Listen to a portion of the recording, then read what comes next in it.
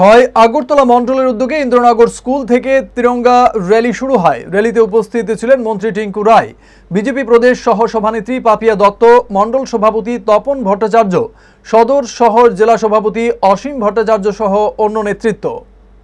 গোটা দেশের সঙ্গে আমরা ত্রিপুরায়ও বিভিন্ন এলাকায় আমরা তিরঙ্গা যাত্রা করছি। আমরা দেশের সেনারা যেভাবে পরাক্রম দেখিয়েছে এবং প্রধানমন্ত্রী নরেন্দ্র মোদীর নেতৃত্বে যেভাবে পাকিস্তানের যে অবৈধ সন্ত্রাস তার বিরুদ্ধে যেভাবে তিনি নেতৃত্ব দিয়েছেন, আমরা প্রধানমন্ত্রীকে এবং আমাদের সেনাদেরকে শুভেচ্ছা জানিয়ে আমরা আজকের এই র্যালি করছি।